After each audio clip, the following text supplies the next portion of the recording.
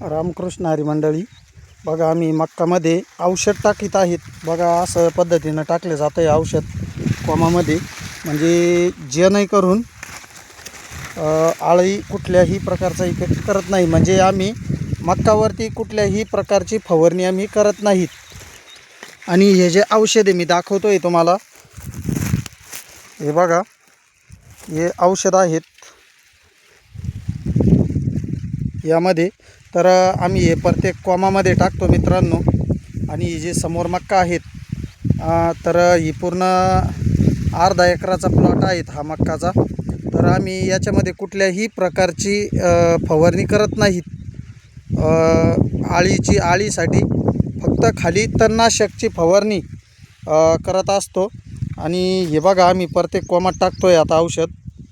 तर मित्रांनो, तुम्ही पण टाका. आणि बऱ्याच लोकांच्या हे मनामध्ये असते की हे औषध टाकल्यामुळे जनावरांसाठी खाण्याला उपयोगी नाही.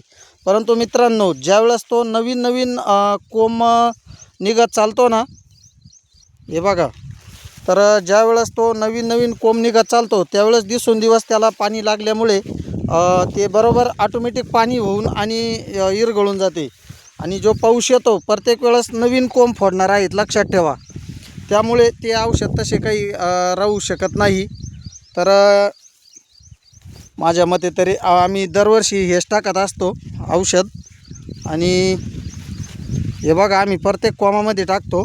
थोडा वेळ लागतो मित्रांनो, परंतु फवारणीचा भरपूर मोठा खर्च वाचतो यामागे. मला एवढं सांगायचं आहे मित्रांनो की आळीसाठी आम्ही हे वापरतो. तर तुम्ही पण 100% आळीसाठी ना हे औषध आणा आणि वापरा. तर मला हे पण सांगा कमेंटमध्ये, आम्ही नक्की कोणचं औषध टाकतो कोमामध्ये. मी नक्की तुम्हाला आहे ना रिप्लाय देईन. आणि रिप्लायमध्ये तुम्ही जर याचं नाव जर हरले तर मी तुम्हाला नक्की सांगेल मित्रांनो. आणि कोणी बघितला, कोणकोणत्या शेतकऱ्यांनी बघितला माझा व्हिडिओ, मला नक्की कमेंट करून सांगा. आणि मी त्याचा नक्की तुम्हाला रिप्लाय देईल की मी कुठलं औषध टाकतो आहे म्हणून मक्कामध्ये. तर मी या व्हिडिओमध्ये काही सांगितलेलं नाही आहे. तर अशा पद्धतीचं ते औषध आहे मित्रांनो. लागलं तर मी तुम्हाला खाली बसून चांगलं दाखवतो आहे. हे बघा,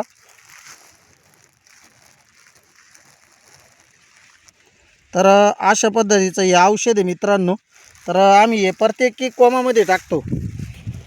फक्त आम्ही आता जी फवारणी करतो, जे खाली तणनाशक दिसतंय यासाठी आम्ही फवारणी करतो फक्त.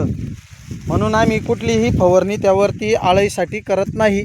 आणि माझा व्हिडिओ कोणकोणत्या शेतकऱ्यांपर्यंत पोहोचला आणि कोणत्या गावापर्यंत पोहोचला, मला हे नक्की कमेंट करून सांगा मित्रांनो.